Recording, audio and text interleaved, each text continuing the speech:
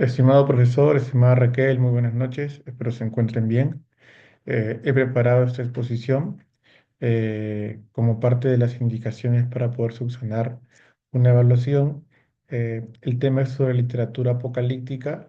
El autor del libro base que he tomado sobre Armando Levorati, bueno, mi personaje iba a exponer, ¿no? Sobre la literatura apocalíptica, bueno, hay bastante para decir. No sé si ese cuento de terror o no es un texto para amedrentar a los creyentes y que puedan ellos diezmar o colaborar de una manera más impetuosa, ¿no?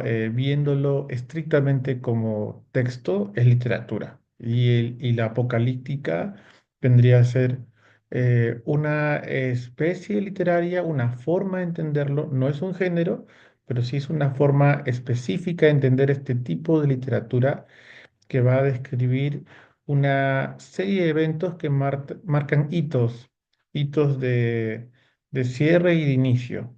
La ciencia bíblica la ha agrupado a esta expresión como un conjunto de escritos, ¿no? Con rasgos comunes. Sobre esos rasgos comunes vamos a verlo más adelante. Tiene, obviamente, diferentes formas y contenido como lo tienen todos los textos. Y bueno, es específicamente o ampliamente en la época intertestamentaria, ¿no? Sobre su etimología, ¿no? Viene de Apocalipsis como tal, que es descorrer el velo, ¿no? En otras religiones, bueno, otras variantes del cristianismo, por ejemplo, le llaman el libro de revelación, ¿no? Y bueno, eso es, ¿no? Una revelación divina dada a través de sueños, visiones y ángeles, ¿no?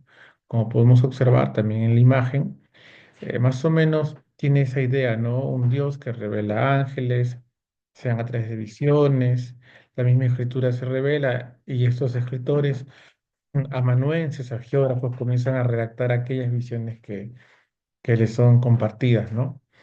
Estas visiones son un misterio, ¿no? Un misterio que comienza a develarse eh, hacia un receptor privilegiado, ¿no?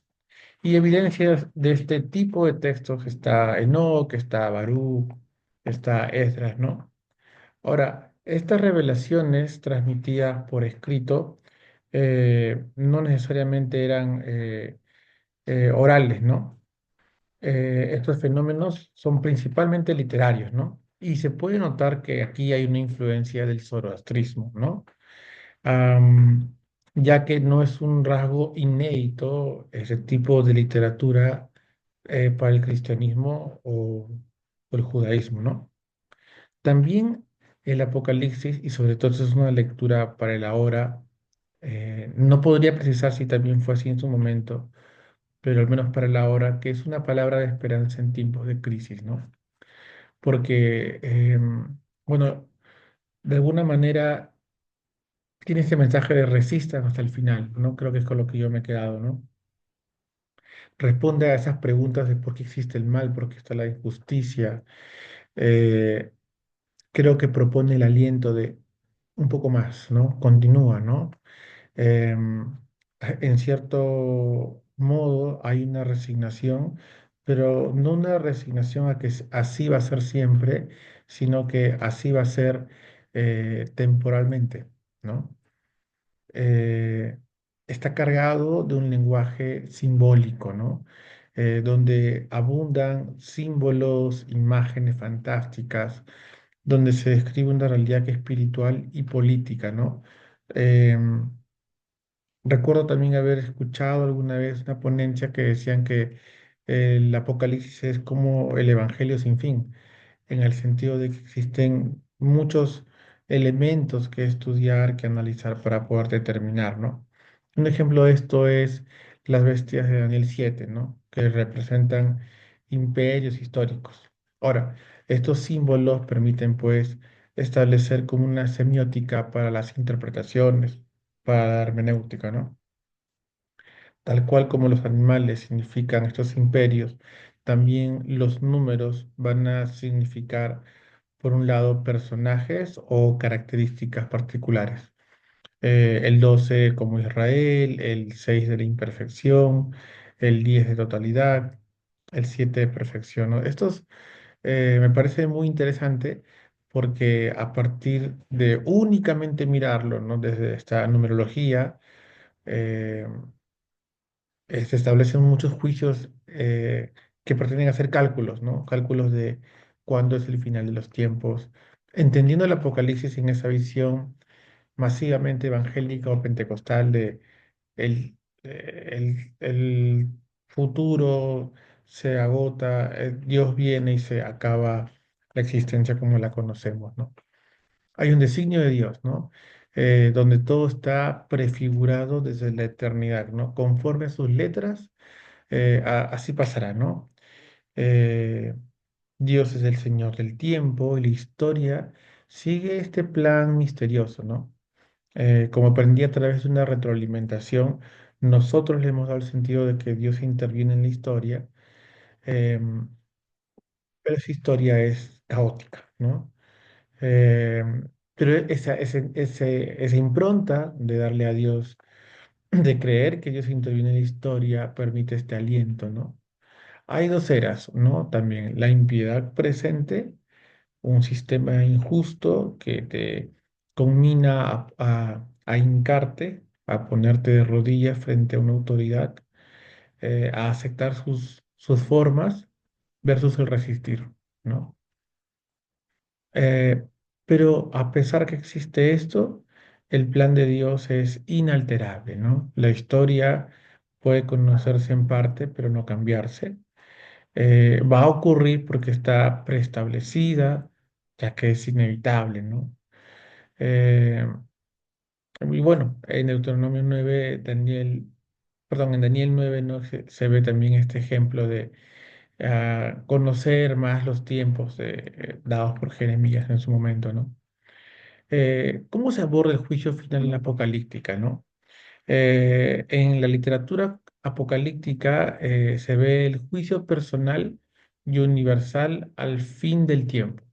El juicio no es histórico, sino escatológico y trascendente. Incluye muertos y luego hay una influencia, se nota o se evidencia esta influencia persa en la idea de la vida después de la muerte, que es una idea pues que comparten diferentes culturas de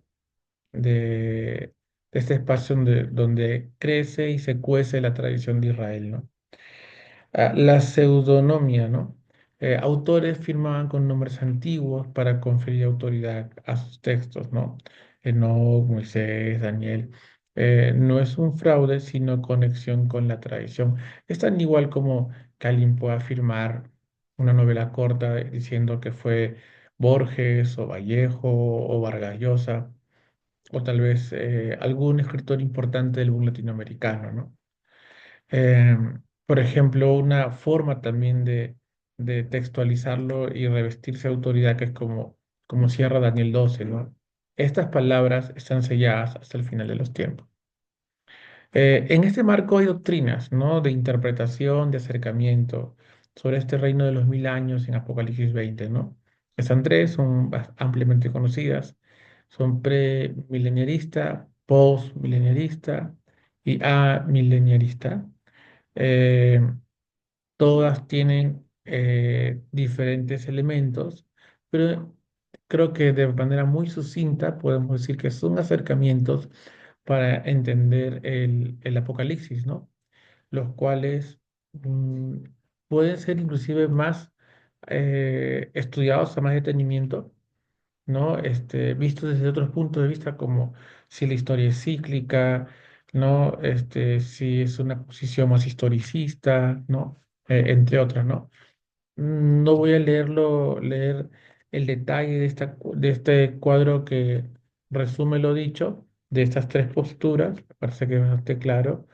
Pero creo que también marca mucho cómo se entiende, cómo entienden las iglesias actualmente esto, ¿no? Al menos alguna de ellas creo que se enmarca en el mileniarismo, ¿no?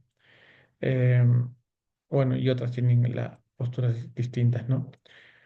Ya para ir cerrando, el mesianismo en el judaísmo, en la apocalíptica, tiene diversas figuras, ¿no? El Hijo del Hombre, un nuevo Moisés o David, hay representaciones escatológicas y nacionales, ¿no? Que reivindican no solamente a las personas, sino lo que vendría a ser la patria. Y también está el Hijo del Hombre que recibe el reino eterno, ¿no? Bueno, que posteriormente uno va a identificarlo, a conocerlo como el Mesías. Este Mesías cristiano, este Jesús, va a reunir esas figuras, bueno, este Mesías cristiano, no digamos Jesús, va a reunir las figuras proféticas y apocalípticas en una sola persona. Cristo como rey, como siervo, como profeta y como hijo del hombre, ¿no? Que aglutina, que relee, que retoma las esperanzas del Antiguo Testamento y que a su vez tiene una base, al menos literaria, filológica, en los manuscritos de Qumran. Finalmente, la verdadera historia, ¿no? En este claro oscuro, podríamos poner que tenemos el Antiguo Testamento, ¿no? Está el Éxodo, está las alianzas, está este periodo intertestamentario, ¿no?